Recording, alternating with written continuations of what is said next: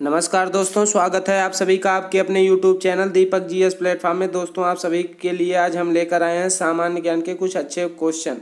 तो चलिए देखते हैं। इसमें पहला क्वेश्चन है दोस्तों, सिंधु घाटी सभ्यता का हड़प्पा नगर निम्नलिखित में से किस नदी के किनारे अवस्थित था? ऑप्शन है रावी, सतलज, सिंध या फिर झेलम। चलिए इसका राइट आंसर बताइए आप लोग।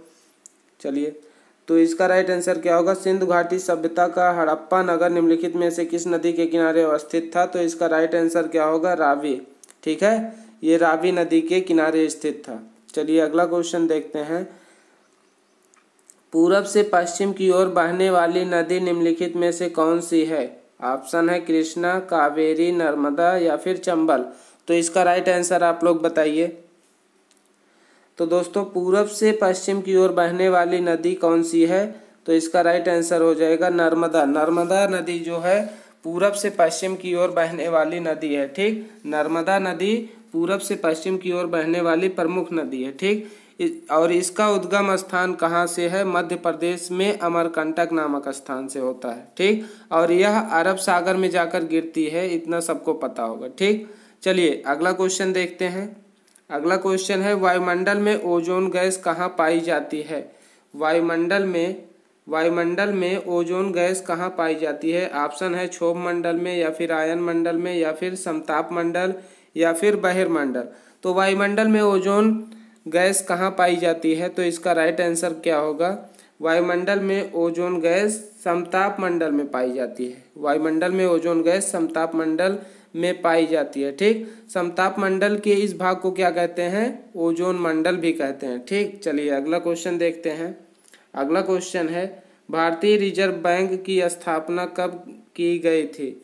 भारतीय रिजर्व बैंक की स्थापना कब की गई थी? तो इसके चार ऑप्शन है। 1 अप्रैल 1950, 1 अप्रैल 1952, 1 अप्रैल 1935, 1 अप्रैल 1948। तो भारतीय रिजर्व बैंक की स्थापना कब की गई थी? ये इसका आंसर क्या होगा आप लोग बताइए।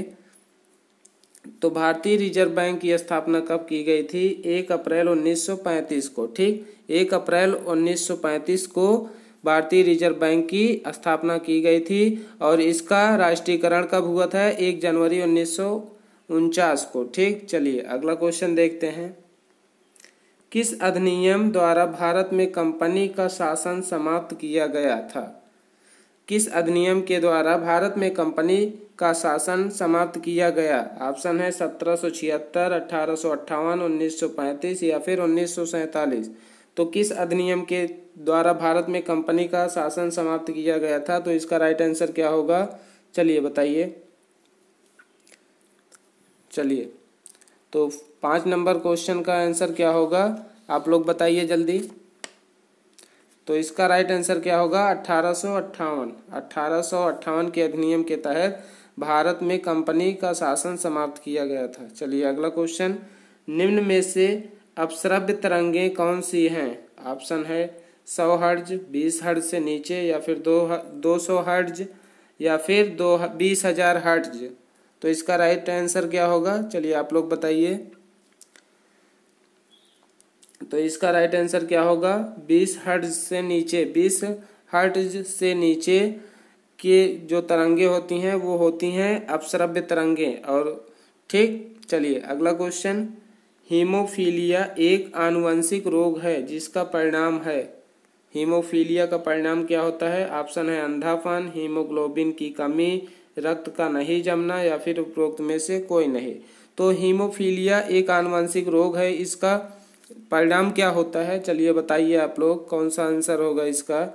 चलिए, तो हीमोफीलिया एक आनुवंशिक रोग है। ठीक, जिसका परिणाम क्या होता है? इससे कौन सा रोग होता है? रक्त नहीं जमता है। ठीक है, हीमोफीलिया जिसको हो जाता है उसके शरीर में रक्त नहीं जमता। ठीक, जैसे अगर मान लीजिए आपके हाथ में चोट लग गई तो खून बहता रहता है। ठीक, रक्त का थक्का बनेगा नहीं, तो खून हमेशा बहता रहेगा। ठीक है, तो हीमोफीलिया से यही होता है। ठीक, चलिए अगला क्वेश्चन देखिए।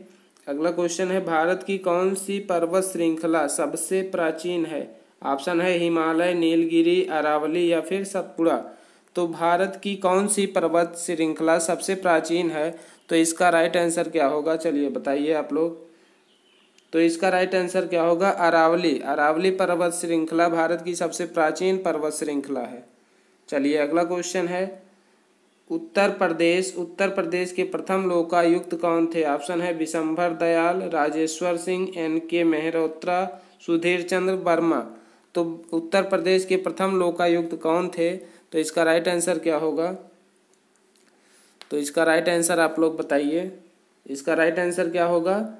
विशंभर दयाल। ठीक है, विशंभर दयाल जो थे उत्तर प्रदेश के प्रथम लोकायुक्त थे। ठीक, चलिए अगला क्वेश्चन, पृथ्वी का सबसे निकटतम ग्रह निम्नलिखित में से कौन सा है? ऑप्शन है यम, मंगल, शुक्र या फिर बुध। तो इसका राइट आंसर क्या होगा? पृथ्वी का सबसे निकटतम ग्रह कौन सा है? चलिए बताइए आप लोग इसका आंसर। तो पृथ्वी का सबसे निकटतम ग्रह कौन सा है? शुक्र। पृथ्वी का सबसे निकटतम ग्रह शुक्र है। ठीक, तो इसका राइट आंसर हो जाएगा ऑप्शन नंबर सी। शुक्र जो है पृथ्वी के सबसे निकटतम है। ठीक, और यह सबसे चमकीला ग्रह भी है और इसे पृथ्वी की बहन भी कहते हैं। ठीक, भोर एवं सांझ का तारा भी कहते हैं। इसका कोई प्राकृतिक उपग्रह नहीं है। ठीक, चलिए अगला क्वेश्चन देखते हैं। अगला क्वेश्चन है, वर्ष 2011 की जनगणना के अनुसार भारत का निम्नतम जनसंख्या घनत्व वाला राज्य कौन सा था? तो ऑप्शन है मिजोरम, अरुणाचल प्रदेश, सिक्किम या फिर गोवा। तो इसका राइट आंसर क्या होगा 11 नंबर क्वेश्चन का? चलिए आप लोग राइट आंसर बताइए। तो इसका राइट आंसर क्या होगा? वर्ष 2011 की जनगणना के अनुसार भारत का निम्नतम जनसंख्या घनत्व वाला राज्य कौन सा था? अरुणाचल प्रदेश। ठीक, अरुणाचल प्रदेश निम्नतम जनसंख्या घनत्व वाला राज्य था 2011 की जनगणना के अनुसार। ठीक, अरुणाचल प्रदेश में 17 व्यक्ति प्रति वर्ग किलोमीटर। ठीक, 1 किलोमीटर में 17 ही व्यक्ति रहते हैं। ठीक, चलिए 2011 की जनगणना के अनुसार। चलिए अगला क्वेश्चन देखिए, क्वेश्चन नंबर 12, सिमलीपाल वन्य जीव अभयारण्य किस राज्य में स्थित है? ऑप्शन है गुजरात, उड़ीसा, मध्य प्रदेश, असम। तो सिमलीपाल वन्य जीव अभयारण्य भारत की किस राज्य में स्थित है? तो इसका राइट आंसर बताइए आप लोग। तो इसका राइट आंसर क्या हो जाएगा? सिमलीपाल वन्य जीव अभयारण्य उड़ीसा राज्य में स्थित है। ठीक, और यहाँ पर हाथी, बाघ, चीता, तेंदुआ, हिरन तथा और मगरमच्छ जो होते हैं यहाँ पर पाए जाते हैं। ठीक, तो चलिए अगला क्वेश्चन देखते हैं। क्वेश्चन नंबर 13, भारत सेवक समाज की स्थापना निम्नलिखित में से किसने की थी? ऑप्शन है बाल गंगाधर तिलक, लाला लाजपत राय या चित्तरंजन दास या फिर गोपाल कृष्ण गोखले। तो भारत सेवक समाज की स्थापना किसने की थी? तो इसका राइट आंसर बताइए आप लोग।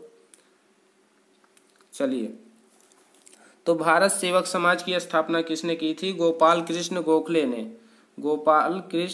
ने भारत सेवक समाज की स्थापना की थी। और कब की थी भारत सेवक समाज की स्थापना? तो इसका राइट आंसर क्या होगा? अगर पूछ लिया जाए भारत सेवक समाज की स्थापना कब हुई थी, तो इसका राइट आंसर हो जाएगा 1905 में गोपाल कृष्ण गोखले ने भारत सेवक समाज की स्थापना की थी।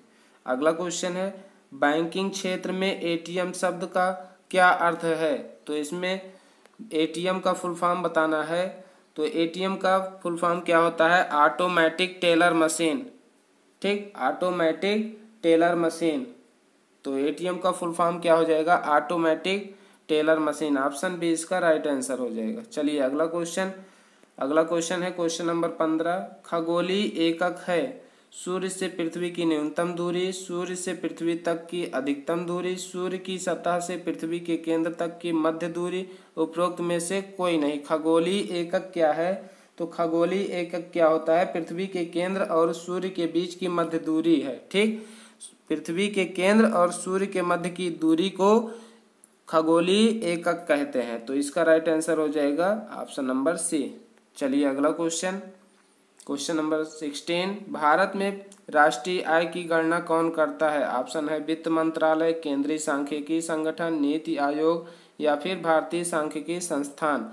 तो भारत में राष्ट्रीय आय की गणना कौन करता है? तो इसका राइट आंसर बताइए आप लोग। चलिए,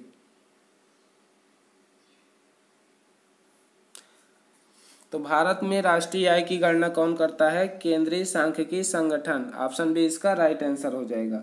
और इसकी स्थापना, केंद्रीय सांख्यिकी संगठन की स्थापना कब हुई थी? 1951 में। ठीक, 1951 में इसकी स्थापना हुई थी, केंद्रीय सांख्यिकी संगठन की।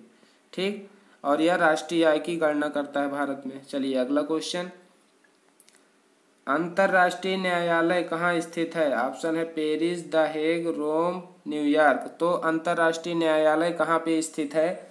तो अंतर्राष्ट्रीय न्यायालय कहाँ पे स्थित है, इसका राइट आंसर आप लोग बताइए। चलिए बताइए। तो अंतर्राष्ट्रीय न्यायालय कहाँ स्थित है? तो इसका राइट आंसर होगा द हेग में। ठीक, अंतर्राष्ट्रीय न्यायालय कहाँ स्थित है? द हेग में। ठीक, और इसकी स्थापना कब हुई थी? 3 अप्रैल ठीक, 3 अप्रैल 1946 में। ठीक है, इसकी स्थापना हुई थी अंतर्राष्ट्रीय न्यायालय की 3 अप्रैल 1946 में, और यह कहाँ पे स्थित है? द हेग में। ठीक, चलिए अगला क्वेश्चन देखिए, तृतीय पानीपत युद्ध कब लड़ा गया? ऑप्शन है 1757 में, 1761 में, 1764 में, 1756 में। तो तीसरा पानीपत का तीसरा युद्ध कब लड़ा गया था? तो इसका राइट आंसर क्या होगा? चलिए बताइए आप लोग। चलिए, पानीपत का तृतीय युद्ध कब हुआ था? 1761 में। ठीक, 1761 में हुआ था, और किसके किसके बीच हुआ था? मराठा और अहमद शाह अब्दाली के बीच हुआ था। 1761 में पानीपत का तृतीय युद्ध हुआ था, मराठों और अहमद शाह अब्दाली के बीच हुआ था। ठीक है, और इसमें मराठों की पराजय हुई थी। ठीक, चलिए अगला क्वेश्चन है, विश्व के कुल क्षेत्रफल का कितने प्रतिशत भाग भारत के पास है? पूरे विश्व का कितने % भाग भारत के पास है? ऑप्शन है 10.4, 19.1, 2.42 या फिर 17.5। तो विश्व के कुल क्षेत्रफल का कितना % भाग भारत के पास है? तो इसका राइट आंसर क्या होगा, आप लोग बताइए।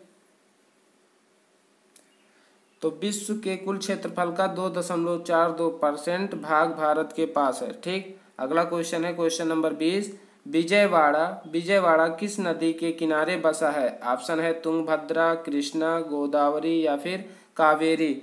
तो विजयवाड़ा किस नदी के किनारे बसा है? तो इसका राइट आंसर आप लोग बताइए। क्वेश्चन नंबर 20 का राइट आंसर क्या होगा? चलिए बताइए। तो क्वेश्चन नंबर 20 का राइट आंसर क्या होगा? विजयवाड़ा किस नदी के किनारे बसा है? तो इसका राइट आंसर हो जाएगा तुंगभद्रा नदी के किनारे। ठीक, चलिए अगला क्वेश्चन नंबर 21, भारत के किस राज्य की तटरेखा सबसे लंबी है? ऑप्शन है आंध्र प्रदेश, केरल, गुजरात, तमिलनाडु। तो भारत के किस राज्य की तटरेखा सबसे लंबी है? तो इसका राइट आंसर क्या होगा? तो इसका राइट आंसर आप लोग बताइए। तो इसका राइट आंसर हो जाएगा गुजरात राज्य की तटरेखा सबसे लंबी है। ठीक, इसमें सी ऑप्शन इसका राइट आंसर हो जाएगा। ठीक, चलिए अगला क्वेश्चन देखते हैं। अगला क्वेश्चन है क्वेश्चन नंबर 22, सवान घास के मैदान कहाँ स्थित हैं? सवान घास के मैदान कहाँ स्थित हैं? तो इसका राइट आंसर क्या होगा? चलिए, ऑप्शन है अफ्रीका, यूरोप, उत्तरी अमेरिका, दक्षिणी अमेरिका। तो सवान घास के मैदान कहाँ पे स्थित हैं? तो इसका राइट आंसर हो जाएगा ऑप्शन ए अफ्रीका। ठीक, चलिए अगला क्वेश्चन है क्वेश्चन नंबर 23, लाइफ डिवाइन के लेखक कौन है? ऑप्शन है महात्मा गांधी, अरविंद घोष, रविंद्रनाथ टैगोर, मौलाना आजाद। तो लाइफ डिवाइन के लेखक कौन है? लाइफ डिवाइन पुस्तक के लेखक कौन है? तो इसका राइट आंसर आप लोग बताइए। चलिए बताइए। तो लाइफ डिवाइन पुस्तक के लेखक कौन है? अरविंद घोष। ठीक, ऑप्शन बी इसका राइट आंसर हो जाएगा। लाइफ डिवाइन के लेखक हैं अरविंद घोष। अगला क्वेश्चन है क्वेश्चन नंबर 24, कांग्रेस ने किस एकमात्र गोलमेज सम्मेलन में भाग लिया था? कांग्रेस ने किस एकमात्र गोलमेज सम्मेलन में भाग लिया था? ऑप्शन है प्रथम, द्वितीय, तृतीय या फिर इन सभी में। तो इसका राइट आंसर क्या होगा? चलिए बताइए आप लोग। तो इसका राइट आंसर हो जाएगा द्वितीय गोलमेज सम्मेलन, द्वितीय गोलमेज सम्मेलन में कांग्रेस ने भाग लिया था। ठीक, और जिसके एकमात्र प्रतिनिधि कौन थे? प्रतिनिधि महात्मा गांधी, महात्मा गांधी इसमें भाग लिए थे, बस, और कोई नहीं गया था। चलिए अगला क्वेश्चन है, भारतीय भाषाओं के संरक्षण एवं विकास हेतु हिंदुस्तानी अकादमी कहाँ स्थित है? ऑप्शन है इलाहाबाद में, वाराणसी में, लखनऊ में या फिर गोरखपुर में। तो इसका राइट आंसर क्या होगा? चलिए 25 नंबर क्वेश्चन का राइट आंसर बताइए आप लोग। चलिए 25 नंबर का राइट आंसर बताइए, भारतीय भाषाओं के संरक्षण एवं विकास हेतु हिंदुस्तानी अकादमी कहाँ स्थित है? चलिए ऑप्शन देख के बताइए।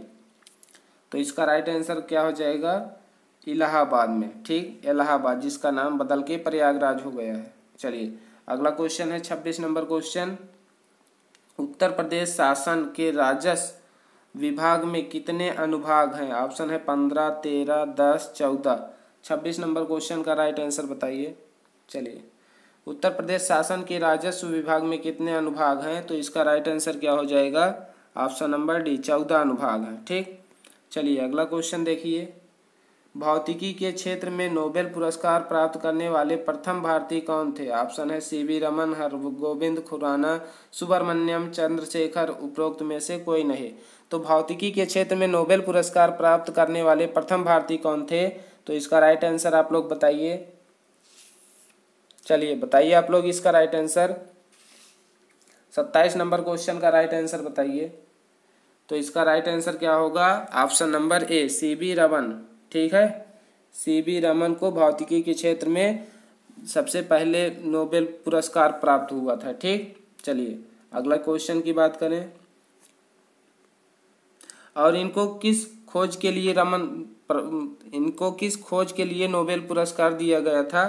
तो वो था रमन प्रभाव। रमन प्रभाव के लिए इनको नोबेल पुरस्कार दिया गया था, रमन प्रभाव के लिए। ठीक, रमन प्रभाव के लिए सीवी रमन को नोबेल पुरस्कार दिया गया था। ठीक, और कब दिया गया था? तो ये दिया गया था 1930 में। 1930 में सीवी रमन को नोबेल पुरस्कार दिया गया था रमन प्रभाव के लिए। ठीक, 1930 ईस्वी में। चलिए अगला क्वेश्चन देखते हैं। अगला क्वेश्चन है, निम्नलिखित में से कौन सी एक खरीफ की फसल नहीं है? ऑप्शन है मूंगफली, मक्का, कपास या फिर सरसों। इसमें से कौन सी है एक जो खरीफ की फसल नहीं है? तो इसका राइट आंसर क्या हो जाएगा 28 नंबर क्वेश्चन का? तो इसका राइट आंसर क्या होगा? सरसों। सरसों जो है रबी खरीफ की फसल नहीं है, यह रबी की फसल है। ठीक, चलिए अगला क्वेश्चन, क्वेश्चन नंबर 29, राष्ट्रपति द्वारा जारी किए गए अध्यादेश की अधिकतम अवधि कितनी होती है? 6 सप्ताह, 3 माह, 6 महीने, 10 महीने। तो राष्ट्रपति द्वारा जारी किए गए अध्यादेश की अधिकतम अवधि कितनी होती है? तो इसका राइट आंसर क्या होगा बताइए।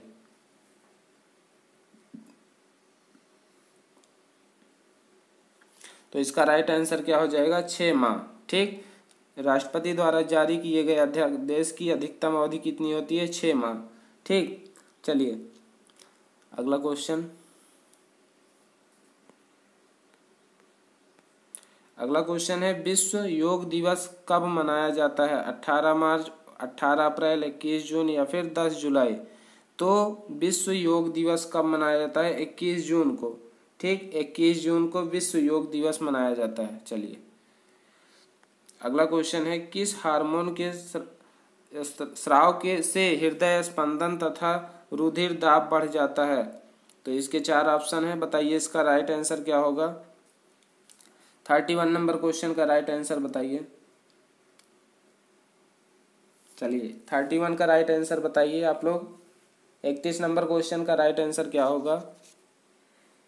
तो इसका राइट आंसर होगा ऑप्शन बी, एड्रीनेलिन। ठीक, एड्रीनेलिन नामक हार्मोन के कारण हृदय स्पंदन तथा रुधिर दाब बढ़ जाता है। ठीक है, चलिए अगला क्वेश्चन देखिए, क्वेश्चन नंबर 32, निम्नलिखित में से कौन सा अम्ल पेट के जीवाणुओं का नाश करता है? ऑप्शन है सल्फ्यूरिक, हाइड्रोक्लोरिक, एसिटिक या फिर इनमें से कोई नहीं। तो कौन सा अम्ल होता है जो पेट के जीवाणुओं का नाश करता है? तो इसका राइट आंसर क्या होगा 32 नंबर क्वेश्चन का? चलिए बताइए 32 नंबर क्वेश्चन का राइट आंसर क्या होगा, बताइए आप लोग। तो इसका राइट आंसर हो जाएगा हाइड्रोक्लोरिक अम्ल। ठीक है, HCl हाइड्रोक्लोरिक अम्ल जो होता है वो पेट के जीवाणुओं का नाश करता है। ठीक, चलिए, और यह जो अम्ल होता है पाचन में सहायक होता है। ठीक, यह अम्ल जठर ग्रंथियों द्वारा स्रावित होता है। ठीक, चलिए अगला क्वेश्चन, रिंग किस खेल से संबंधित है? मुक्केबाजी, टेनिस, घुड़सवारी या फिर इनमें से कोई नहीं? तो इसका राइट आंसर क्या होगा? रिंग किस खेल से संबंधित होता है? तो ऑप्शन है मुक्केबाजी, टेनिस, घुड़सवारी या फिर इनमें से कोई नहीं। तो 33 नंबर क्वेश्चन का राइट आंसर क्या होगा? रिंग्स जो होता है ये मुक्केबाजी खेल से संबंधित है। ऑप्शन ए इसका राइट आंसर हो जाएगा। ठीक, रिंग जो होता है ये मुक्केबाजी खेल से संबंधित है। अगला क्वेश्चन है क्वेश्चन नंबर 34। क्वेश्चन नंबर 34 है मैटरनिटी बेनिफिट एक्ट 1961 के तहत महिलाओं को निम्न में से कौन सी सुविधा प्रदान की जाती है? ऑप्शन ए चिकित्सा, ऑप्शन बी प्रशिक्षण, ऑप्शन सी मातृत्व लाभ, ऑप्शन डी इनमें से कोई नहीं। तो 34 नंबर क्वेश्चन का राइट आंसर क्या होगा? 34 नंबर क्वेश्चन का राइट आंसर बताइए आप लोग। मैटरनिटी बेनिफिट एक्ट 1961 के तहत महिलाओं को निम्न में से कौन सी सुविधा प्राप्त की जाती है? तो इसका राइट आंसर क्या होगा 34 नंबर क्वेश्चन का? चलिए 34 नंबर क्वेश्चन का राइट आंसर बताइए। तो इसका राइट आंसर हो जाएगा ऑप्शन नंबर सी मातृत्व लाभ। ठीक है, चलिए अगला क्वेश्चन है क्वेश्चन नंबर 35। इंटरनेट के माध्यम से बातों के दौरान अनचाही बातें क्या कहलाती हैं? 35 नंबर क्वेश्चन का राइट आंसर बताइए। ऑप्शन है इसका स्पैम, स्पैम, अश्लीलता, स्टॉकिंग। तो इसका राइट आंसर क्या होगा? 35 नंबर क्वेश्चन का राइट आंसर बताइए। चलिए क्वेश्चन नंबर 35 का राइट आंसर क्या होगा? Option number B. ठीक है, इंटरनेट के माध्यम से बातों के दौरान अनचाही बातें क्या कहलाती हैं? स्पैम। ठीक, ऑप्शन बी इसका राइट आंसर हो जाएगा। चलिए अगला क्वेश्चन देखते हैं। अगला क्वेश्चन है क्वेश्चन नंबर 36। निम्नलिखित में से कौन सा मामला मानवाधिकार के उल्लंघन से संबंधित है? ऑप्शन ए न्याय में देरी, पुलिस अभिरक्षा में मृत्यु, मानव तस्करी, उपरोक्त सभी। तो 36 नंबर क्वेश्चन का राइट आंसर बताइए आप लोग। तो इसमें क्वेश्चन में पूछ रहा है निम्नलिखित में से कौन सा मामला मानवाधिकार के उल्लंघन से संबंधित है? तो न्याय में देरी, पुलिस अभिरक्षा में मृत्यु, मानव तस्करी, ये सभी, उपरोक्त सभी। ठीक है, इसका राइट आंसर क्या होगा? ऑप्शन डी उपरोक्त सभी। चलिए अगला क्वेश्चन देखते हैं। अगला क्वेश्चन है क्वेश्चन नंबर 37। जीएसटी से संबंधित प्रावधान संविधान के किस अनुच्छेद में किया गया है? अनुच्छेद 246, अनुच्छेद 269 के ए, 279 का ए या फिर ये सभी?